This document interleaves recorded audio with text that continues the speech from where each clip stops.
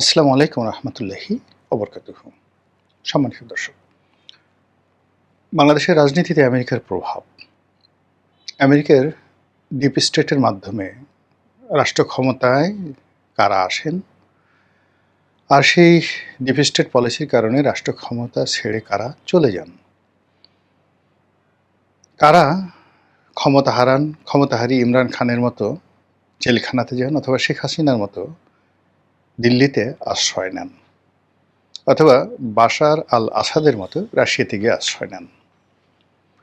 আবার অন্যদিকে আমেরিকার তাবিদার হয়ে হামিদ কারজাই হন, কিংবা ধরুন এখন অসীম মুনির থেকে শুরু করে পাকিস্তানের যিনি প্রধানমন্ত্রী রয়েছেন শাহবাজ শরীফ, কত সহজে সেই শাহবাজ শরীফ হওয়া যায়, এগুলো নিয়ে কিন্তু এখন বাংলাদেশে ভীষণ রকম আলোচনা হচ্ছে। তুলনামূলকভাবে একটু কম হচ্ছে এই কারণে যে আমেরিকা এবং ইরানের মধ্যে সংগঠিত যুদ্ধে আমেরিকা নানাভাবে নাস্তানাবুদ হচ্ছে। এই যুদ্ধের পরিসমাপ্তি কিভাবে হবে আজকের দিন পর্যন্ত আমরা জানি না। আজকে যখন এই ভিডিওটি করছি ঠিক সেই সময়টিতে পাকিস্তানে আমেরিকা এবং ইরানের যারা রাজনৈতিক নেতৃবৃন্দ তারা বৈঠকে বসেছেন, কিন্তু মুখোমুখি নন। এখনও সরাসরি তারা একে অপরের সঙ্গে কথা বলা করমর্দন করছেন না। অন্যদিকে পাকিস্তানের প্রতিরক্ষা মন্ত্রী তিনি বিশ্ববাসীকে জানিয়েছেন যে ইরান এবং আমেরিকার মধ্যে সমঝোতা হচ্ছে কি হচ্ছে না এই বিষয়ে যেন কোনো মন গড়া শব্দ, কোনো মন গড়া বাক্য, কোনো সংবাদ মাধ্যম প্রচার না করে, তাহলে সারা বিশ্ব বিপদে পড়ে যাবে। যে কোনো একটি ভুল তথ্য এই সমঝোতার যে উদ্যোগ এটিকে ভেস্তে দিতে পারে। তো যেটা বলছিলাম, ইরান এবং আমেরিকার এই যুদ্ধটা যদি সংগঠিত না হতো, বাংলাদেশে আমেরিকার যে তাণ্ডব, সেই তাণ্ডব আমরা হাড়ে হাড়ে টের পেতাম, যেভাবে এখন টের পাচ্ছে ল্যাটিন আমেরিকার দেশ ভেনিজুয়েলা।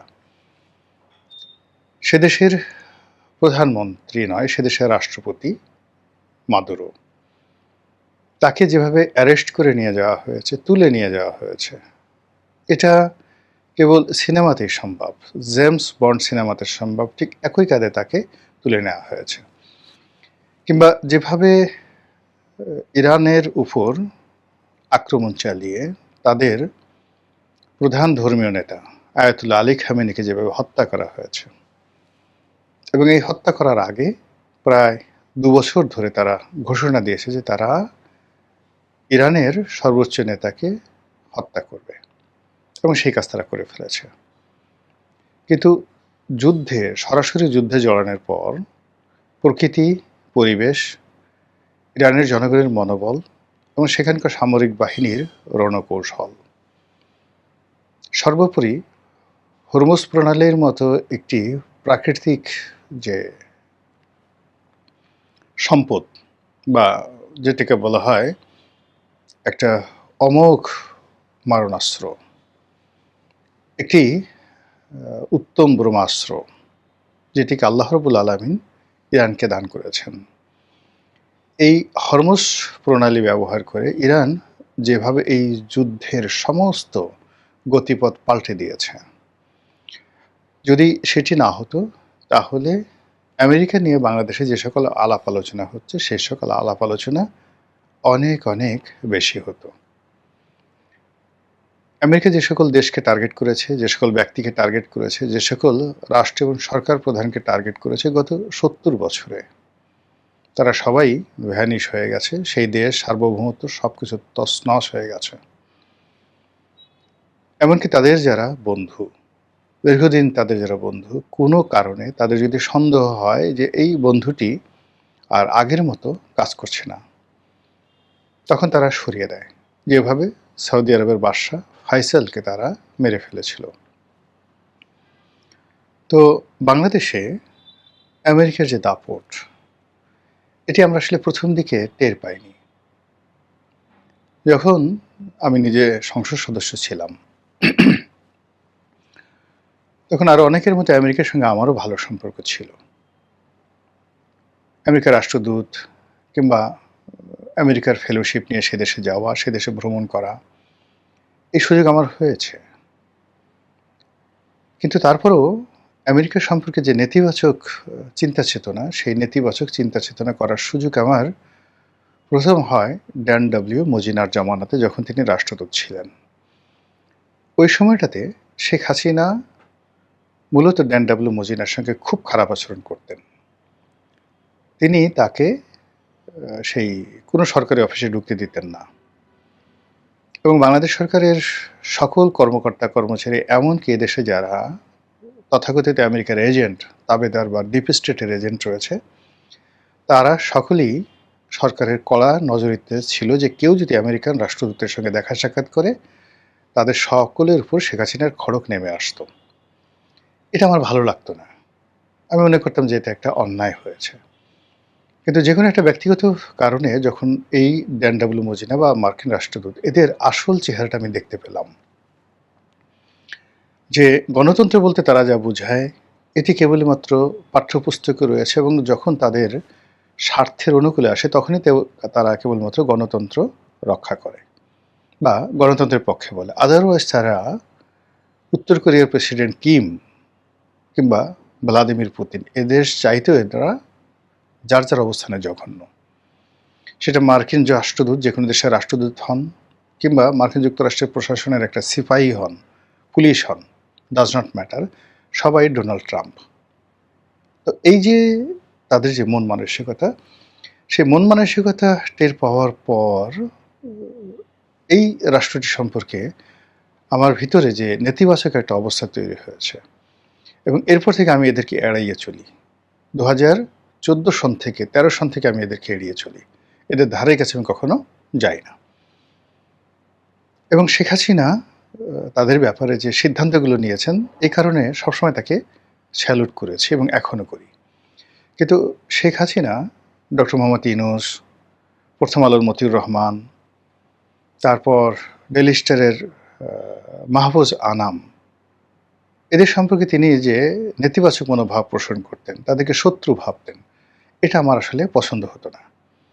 আমি ওনার সামনে ওনার সমালোচনা করেছি, প্রকাশ্যে সমালোচনা করেছি, নানা রকম কথাবার্তা বলেছি। আচ্ছা, এখন 2026 সনের এই এপ্রিল মাসে আপনারা একটু বুকে হাত দিয়ে বলেন তো, যে আমেরিকার বিষয়ে, ডক্টর ইউনূসের বিষয়ে, প্রথম আলো, ডেইলি স্টারের বিষয়ে শেখ হাসিনা যে মনোভাব পোষণ করতেন, এটাকে কি আপনার এখন খুব অন্যায় বলে মনে হয়? শুধু এতটুকুই প্রশ্ন। দ্বিতীয় প্রসঙ্গে আসি। যেহেতু শেখ হাসিনা দ্বারা আমি ক্ষতিগ্রস্ত হতাম, তারপর ক্ষতিগ্রস্ত হয়েছি, সেই কারণে কি হতো, তিনি যাদেরকে অপছন্দ করতেন তাদের প্রতি আমার একটা দুর্বলতা কাজ করত। তিনি জামাতকে অপছন্দ করতেন, জামাতের ব্যাপারে আমার একটা সহানুভূতি কাজ করত। তিনি তারেক রহমান সাহেবকে ভীষণ রকম অপছন্দ করতেন। অনেকটা শেখ হাসিনার সাথে জিদ করে আমি তখন সেই তারেক রহমান সাহেব সম্পর্কে, বিএনপি সম্পর্কে পত্রপত্রিকায় লিখতাম, ইতিবাচক নানা রকম কথা বলতাম। তখন আসলে আমি ছাড়া তারেক রহমান সাহেবের নাম লেখার মতো, পত্রপত্রিকায় তার নাম উচ্চারণ করবে, এই ধরনের কোনো একটা লোক পুরো 2000 মানে কি বলবো 10 সন থেকে একেবারে উনি যেদিন পর্যন্ত ছিলেন একজন ছিল না। তারা রাজনীতির মঞ্চে কথাবার্তা বলতেন, কিন্তু পত্রপত্রিকা লেখায়, টেলিভিশনে এসে সব ধরনের কথাবার্তা বলা অসম্ভব ছিল। তো এই যে কথাগুলো বলেছি, তার সঙ্গে সঙ্গে আবার তিনি আমেরিকাকে যেভাবে অপমান করতেন, এটা 2014 সন পরে আমি মনে করেছি এটা সঠিক আছে, কিন্তু তার আগ পর্যন্ত আমার মনে হতো শি ইজ রং। তিনি কেন হিলারি ক্লিন্টনকে পাত্তা দিতেন না, কেন বারাক ওবামাকে পাত্তা দিতেন না, কেন জন কেরি পররাষ্ট্রমন্ত্রী তাকে পাত্তা দিতেন না, এবং আমেরিকাকে দুই চোখে দেখতে পারছেন না। আমেরিকা যখন বাংলাদেশকে, যাকে বলা হয় বাংলাদেশের উপর নিষেধাজ্ঞা দিল, তিনি তখন স্বাগত জানালেন। ড্যাম কেয়ার, যে ওরা কি করবে, র্যাবকে দিচ্ছে, পুলিশের আইজিকে দিচ্ছে, ডাজ নট ম্যাটার। সে বলে যে আমরা কেউ আমেরিকা যাব না, আমেরিকায় যাব না, আমেরিকার কোনো কিছু আমাদের দরকার নেই। তো তারপর তিনি টিকে ছিলেন। তো যখন দেখা গেল যে তার সাথে আর পেরে উঠছে না কূটনৈতিকভাবে, তাকে চাপ প্রয়োগ করে কোনো কাজ হচ্ছে না, তখনই এই যে ডিপ স্টেটের যে খেলা, সেই নির্মম খেলায় আমাদের যে কি ক্ষতি হয়ে গেছে, কি সর্বনাশ হয়ে গেছে, কি গোলামের জিনজির, দাসত্বের শৃঙ্খল আমাদের হাতে পায়ে 18 কোটি মানুষের হাতে পায়ে পুড়িয়ে দেওয়া হয়েছে। এই শৃঙ্খল থেকে কবে রক্ষা পাব? কে রক্ষা করবে? কে আমাদের বান্ধব হয়ে এগিয়ে এসে আমাদের এই জাতিকে নেতৃত্ব দিয়ে এই আমেরিকার কবল থেকে আমাদেরকে রক্ষা করবে আমি জানি না। তবে দিন যত যাচ্ছে ততই অন্তত আমেরিকার এই বিষয়ে শেখ হাসিনার গ্রহণযোগ্যতা, তার প্রয়োজনীয়তা মানুষ অনুভব করছে। একই সঙ্গে মানুষ বিশ্বাস করা শুরু করেছে। তিনি যখন বলতেন যে তারা আমার কাছে এই সেন্ট মার্টিন চায়, বিনিময়ে তারা আমাকে ক্ষমতায় রাখতে চায়, আমি বঙ্গবন্ধু কন্যা, আমি কখনোই এই সেন্ট মার্টিন বিক্রি করে, দেশ বিক্রি করে ক্ষমতায় থাকতে চাই না। এই কথাগুলো আমাদের কাছে মনে হতো যে তিনি নাটক করছেন, অভিনয় করছেন। কিন্তু আজকের দিনের বাস্তবতা দেখেন, আমরা কোথায় দাঁড়িয়ে আছি। শেখ হাসিনা তার যে ভালো কাজ, সে ভালো কাজের জন্য অবশ্যই আমাদের কাছে প্রশংসিত হবেন। তার মন্দ কাজের জন্য তিনি আমাদের সকলের কাছে, প্রকৃতির কাছে, আল্লাহর কাছে, দেশবাসীর কাছে নিন্দিত হবেন। এটাই স্বাভাবিক, ভালো মন্দে মানুষ। কিন্তু এই আমেরিকার যে এই বিষয়টি যদি আপনি স্মরণ করেন, আমার কাছে শেখ হাসিনার যে ব্যক্তিত্ব, এটাকে একটা বিস্ময়কর বলে মনে হয়। অসাধারণ তার বাগ্মিতা, অসাধারণ তার সাহস, অসাধারণ তার কৌশল, অসাধারণ তার ডিপ্লোম্যাসি। এর কারণ হলে এটা শুধু মুখে ঘোষণা দিলে হবে না। আমেরিকা যখন বলছে যে শেখ হাসিনাকে ক্ষমতাচ্যুত করবে, তিনি জানতেন প্রতিটি মুহূর্তে তার ভয় ছিল তাকে মেরে ফেলা হবে। প্রতিটি মুহূর্তে এই যে 2024 সনের জুলাই আগস্টে যে ঘটনা ঘটেছে, এটা 2014 সনে তার জীবনে ঘটতে পারত। এই 10টা বছর তিনি আমেরিকার মৃত্যু পরোয়ানা নিয়ে এই বাংলাদেশে ঘুরে বেড়িয়েছেন, কিন্তু কাউকে বুঝতে দেননি। আজকে আমাদের এই সরকারের যে কষ্ট, অভাব, অভিযোগ, এই অভাব অভিযোগ অনেকগুলো কৃত্রিম। আমেরিকার ডিপ স্টেটের এজেন্টরা এখনও তৎপর। তারা সরকারকে ভয় দেখিয়ে ইউনূস সরকারের জমানাতে যে সকল চুক্তি হয়েছে সে সকল চুক্তি বাস্তবায়ন করার চেষ্টা করছেন। এই ভয় শেখ হাসিনার জমানাতে ছিল। বিশ্বব্যাংককে দিয়ে, IMF-কে দিয়ে, ডিপ স্টেটের বাংলাদেশে যে সকল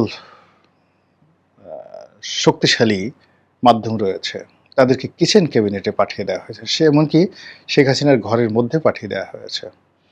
শেখ হাসিনা যখন বিদেশে গেছেন তখন সে বিদেশে তাকে আক্রমণ করা হয়েছে। কিন্তু তিনি এই যে সাহস নিয়ে দাঁড়িয়েছিলেন, আর সে সাহসের পেছনে দেশে এবং বিদেশে তিনি বন্ধু তৈরি করে ফেলেছিলেন, কূটনৈতিক বন্ধু।